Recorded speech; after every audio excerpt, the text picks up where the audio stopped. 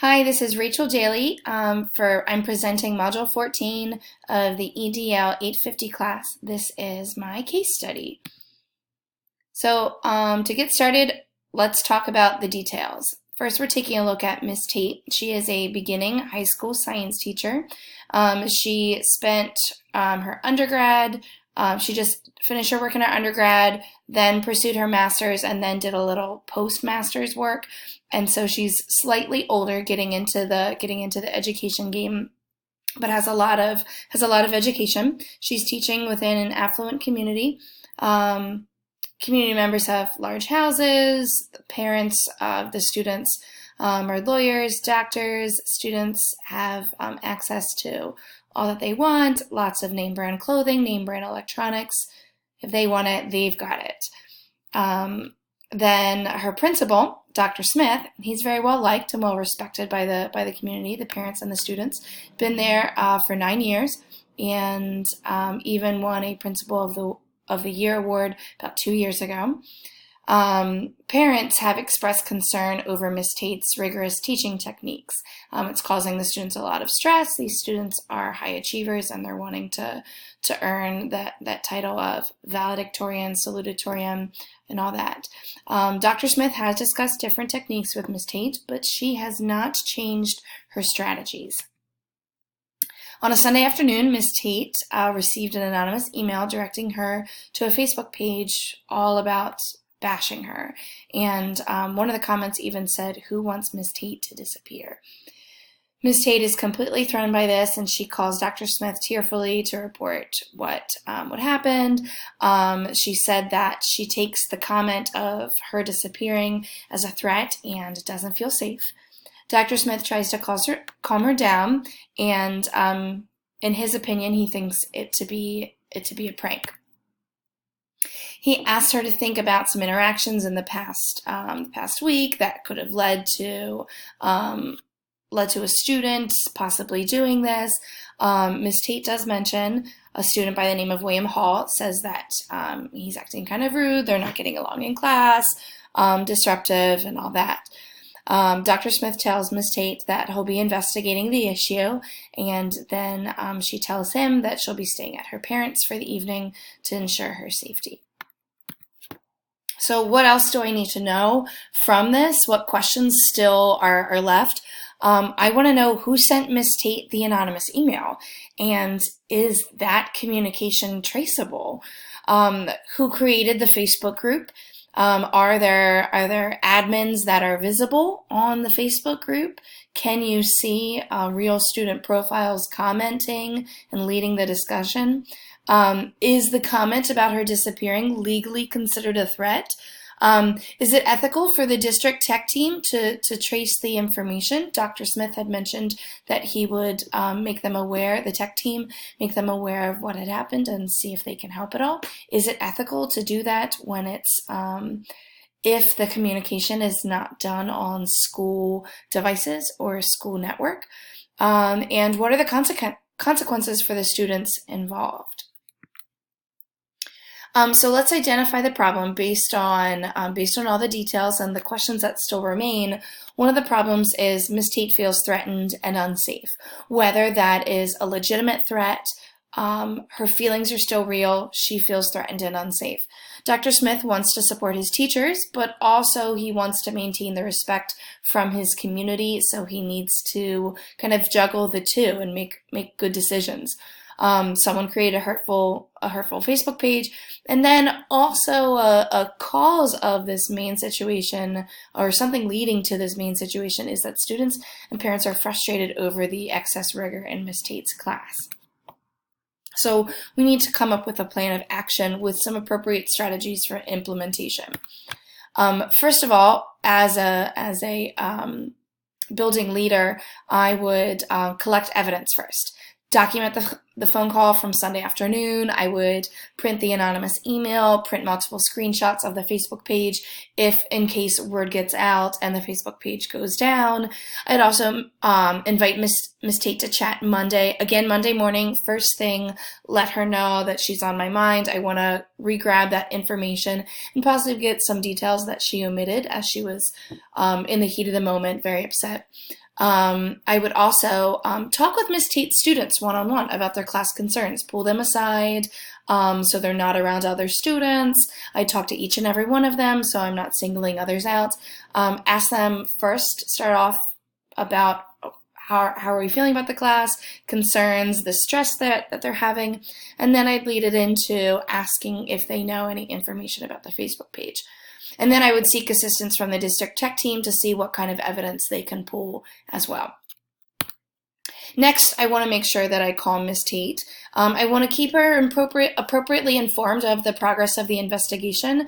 I don't want to give her too much information to continue to worry her and even distract her from doing her job, but I want to appropriately let her know on a regular basis. I want to allow her personal leave if needed, if she needs a day off, if she needs the week off, to help her make that happen. I want to check in on her periodically as a human, as a person, just not as a building leader, not as an evaluative person, but to see how she's doing. I want to put her in contact with maybe the district trauma personnel or staff counselors for adults to if she needs to express some concern. I want to work quickly to help the incident be taken care of as soon as possible to not prolong her stress and feelings of unsafety. And then I want to limit and extinguish the spread of gossip and false information that can really just, if it gets back to Ms. Tate, tear her down, and also tear down the community. And we're not a united staff when that happens. Lastly, I would plan to seek counsel. I would contact the district attorney for their advice. I would also check the district policies to see if there's anything written about my plans of action of what I should do next. I'd meet with my administrative staff, the other assistant principals in the building, and then I'd contact my PLC, my professional learning community of other principals in the area to seek their advice on the situation as well. So then how do you resolve the issues by then also promoting the success of all students? Here are some resolutions that I propose based on the problems that I already mentioned. The first problem I mentioned was that Ms. Tate feels threatened and unsafe. A solution would be by keeping Ms. Tate appropriately informed and treating the situation seriously will help her feel respected and cared for, leading to her feeling more safe and leading to her getting back into her normal job duties. Then connecting Ms. Tate into a PLC of similar teachers and experienced science teachers will also help a feeling of support and belonging, of feeling like she's not alone in going through this struggle, and the other teachers can help her get back into her normal job routine and attempt to put it aside as she's dealing with her other classes to continue students getting the information that they need and continue their path of learning. One of the other issues that I mentioned was Dr. Smith wanting to support his teachers, but then maintain respect of the community and what that would look like if he makes a decision against what the parents think to be right. By seeking the counsel of the district attorney, his administrative team, other professionals, Dr. Smith can act thoughtfully instead of rashly and quickly. This can lead then to a better outcome and continued respect from his community. He didn't act on a whim. He took his time to think before acting. So the biggest problem is someone created this hurtful Facebook page. A solution to this would be talking to all of Ms. Tate's students one-on-one.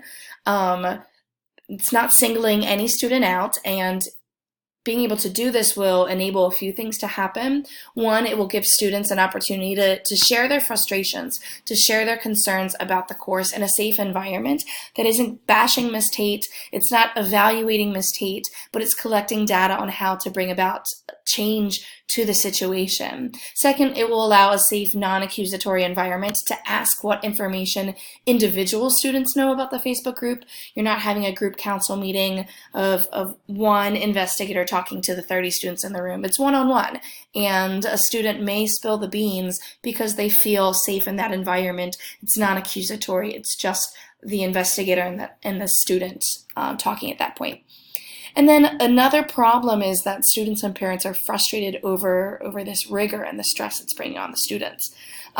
Miss Tate's resistance to change her strategies could have played a role in why the Facebook page was created. No, it's not her fault, but it could have played a role. So by connecting Miss Tate into a PLC, like I mentioned in a solution earlier, it can not only help her feel supported, but it could be a less threatening environment for her to receive constructive criticism and some other strategies, rather than hearing it from her evaluative principal, Dr. Smith. How do I feel about all this? I would be hurt and feel that everyone was against me. I am a very blue person and would take it very personally. I would also feel that it would affect my evaluation, especially as a non-tenured teacher in the county. Being a beginning teacher for Miss Tate, I would be incredibly anxious.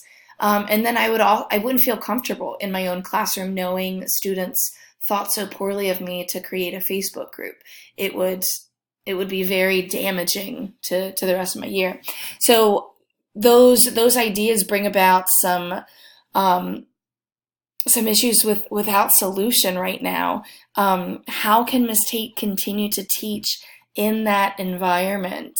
And what if the page creator never admits their involvement? If this happens, or I feel like a solution would be so hard to bring. And how can William and Miss Tate's interpersonal issues be resolved? She was very quick to assume on the phone conversation that it was him because of his actions in class, and his actions in class reveal that there's a conflict between them. Can their issues ever be resolved? I want to take into account how Dr. Smith and other educational leaders can act in situations similar to this with integrity, fairness, and in an ethical manner, as our PSEL standards indicate with the 5th standard of ethics and integrity. First off, Dr. Smith, he demonstrated his ethics by seeking out district policies. He realized their importance and their value in his community, in his district, and he sought them out first rather than taking matters into his own hands. He didn't side with the parents for personal preservation. He didn't assume that they were right and Miss Tate was wrong in her actions and her keeping on with rigor. So that was demonstrating of his ethics. Demonstrative of his fairness.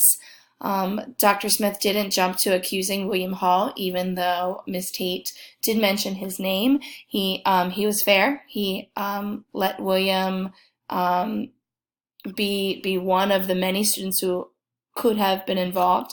He didn't accuse Miss Tate. He didn't say, you know what, you didn't take my advice. This is on you. You handle it. He was fair in helping her out. She was wronged. And then he questioned, by my suggestion of resolution, he questioned all students, asking everyone, not just a small group, not just one individual. And then educational leaders can demonstrate integrity based on what Dr. Smith did of seeking out the counsel of others. Again, attorneys, others in your PLC. He collected facts first and didn't jump to assumptions. And then he answered the phone and actively began resolving the issue. He could have ignored the call. It was a Sunday afternoon, evening. He wasn't to be working until the next day, and he acted with integrity by helping her out in that way. And I believe that's it in my presentation. Thank you for listening. Thank you for checking out my thoughts on this case study. Bye.